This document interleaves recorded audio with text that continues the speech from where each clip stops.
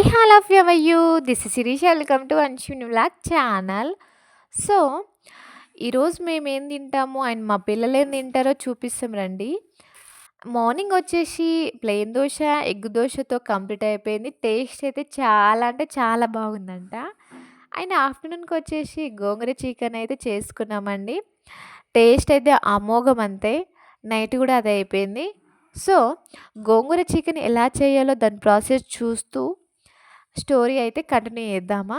శ్రీ మహావిష్ణువు అండ్ భూదేవి శృంగారంలో ఏకమైనప్పుడు వాళ్ళకొక కొడుకైతే పుడతాడండి. వీళ్ళు చాలా గొప్ప దేవుళ్ళు గదా! వినిగాడు చూడు. సో, వీళ్ళకి మహోన్నతమైన దేవుడు పుట్టాలి గానీ, ఒక రాక్షసుడు పుడతాడండి. ఎందుకంటే, వాళ్ళు నిశిత సంధ్యాకాలంలో శృంగారంలో ఏకమైనందుకు అది చాలా చెడ్డ కాలమండి. అందుకని వాళ్ళకి రాక్షసుడు పుట్టాడు. భూదేవి చాలా అంటే చాలా బాధపడుతది. నాకే ఎందుకు రాక్షసుడు పుట్టాడని. సో, ఎంత బాధపడినా తను ఒక తల్లి గదా! కన్న ప్రేమనైతే వదులుకోదు గదా! అందుకని శ్రీ మహావిష్ణువుతో ఇలా అంటది, "స్వామి మీరు రాక్షసులను వధిస్తారు గదా! కానీ నా కొడుకును మాత్రం ఎప్పటికీ వధించవద్దు" అని మాట ఇవ్వండి అని అంటది. అదవదమ్మా. శ్రీ మహావిష్ణువు ఇలా అంటాడు, "రాక్షస్ నరకాసురుడిని నేనెప్పుడు వధించను. కానీ ఎప్పటికైనా నీ కొడుకు మరణం నీ చేతుల్లోనే ఉంటది" భూదేవి అంటాడు. భూదేవి తన మనసులో ఇలా నవ్వుకుంటది. నా కన్న కొడుకుని నేనెందుకు వధిస్తాను అని అనుకుంటది. నరకాసుని తన తండ్రి అయిన జనక మహారాజుతో ఇచ్చి పంపిస్తది. జనక మహారాజు చాలా ప్రేమ అనురాగాలతో, చాలా జ్ఞానంతో, న్యాయంగా, ధర్మంగా, మంచి బుద్ధితో పెంచుతాడు నరకాసుని. నరకాసుడు పెరిగి పెద్దయిన తర్వాత దేవీమాతను పూజిస్తాడు. అలాగే తన అమ్మలా భావిస్తాడు కూడా.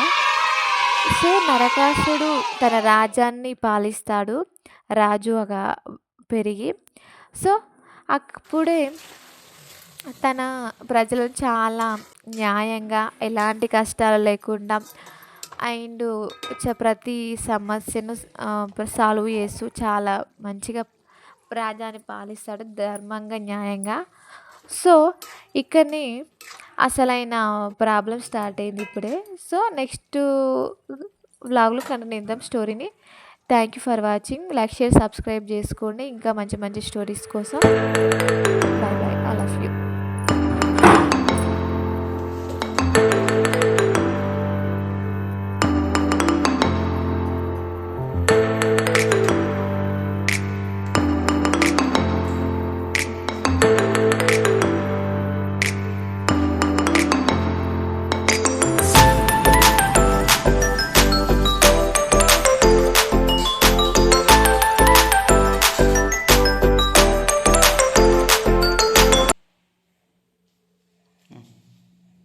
హాయ్ ఫ్రెండ్స్, ఈరోజు మా ఇంట్లో special gongura chicken. Sir Teju చెప్తే ఎలా ఉందో.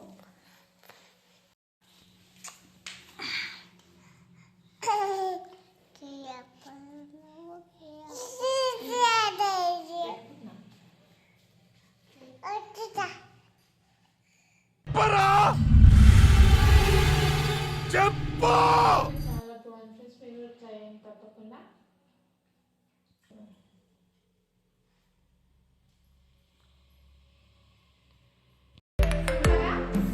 ఎట్లా ఉంది ప్రియాంశ నువ్వు చెప్పు.